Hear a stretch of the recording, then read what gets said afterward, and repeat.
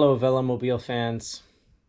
I have an unfortunate update about my rebuild. I was starting to install the steering today because I was hoping we have one more day of warm weather in the 70 Fahrenheit range. I was hoping today to get the Velomobile pretty much ready to go on the road so that I could do some finishing touches tomorrow. There's the only really structural thing left to do is just the mounting points on the sides for the steering rods. And so I thought, you know what, I'm going to install the steering so I make sure I get those rods in the right place. And I had an unfortunate discovery. I did lots of careful measuring from the original bridge to this bridge, and when I went to install, there are these indents in here and over in here, and that's where the bolts are supposed to come up. Well, I was a little bit off because look where my bolt hole is. It's there. It's supposed to be up in there. And look at where this one is. I really royally screwed that up. The bolt comes up right up in the back wall here. A little indent for access to this bolt for the idler.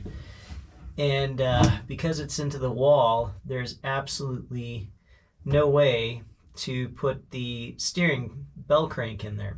So I'm going to have to cut this out, and I think here at the top I may need to do either some reinforcement around here if I have enough space for the bell crank and the little spacer that goes on top, or I may need to make kind of a carbon fiber tab of some sort.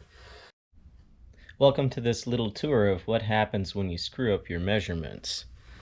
I'm working on getting the steering installed, and I believe I mentioned that I made a mistake. So I went in here and I cut a hole with a Dremel tool yesterday, but it's not large enough. I've got to get this area back here pretty much flush with the floor, and you might be able to see right here, that's where the bolt comes through, and here's where it was coming through the top. So I'm going to have to fix this area, and I'm going to have to do something to get a bolt hole where it needs to be. So I'm going to take my rotary tool with its diamond tip blade here, and I'm going to get in there and I'm going to make some quicker work of that spot and try to get that more flush to the floor. Quick work update. I've gone in and I've opened up that hole. It needed to be opened up on two sides. Will that impact the structure? Probably not. I think most of the stiffness comes from the central portion, which is very well built. And of course you've got some stiffness across here and some across here. So it's probably going to be okay. This blue piece is just a piece of 1.5 inch thick foam insulation board, and this is where I'm going to lay up the little small tab that's going to provide me with the screw hole. I have finished my prep work. I have my little molds in place here and here. The blue tape is flash tape. Epoxy doesn't stick to it, and my hope is that I'll be able to haul this thing out of here once everything cures up, because I don't really want it. I want that pocket open. Now that's where the steering's going to attach. These little circles are going to go here on this piece with flash tape, and that is going to give me a place where I can run that bolt through. This is my pile for the handle supports down there. I've got a few extra pieces here that are going to go where the bolt goes. and then some extra support, and then the two exterior pieces, because I do want that to be pretty stiff.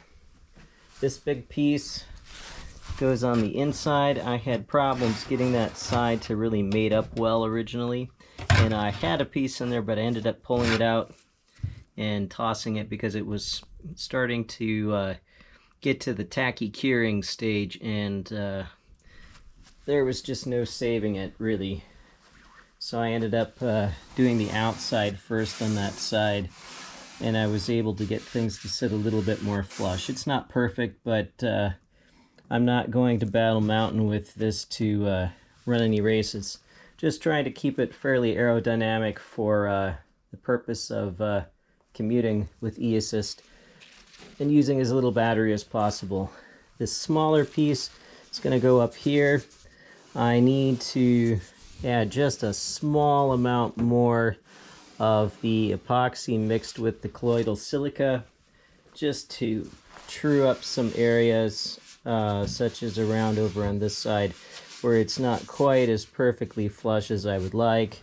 A little gap down in here, a very small gap over in here, just to really get things nice and smooth. And that will conclude hopefully my carbon fiber work.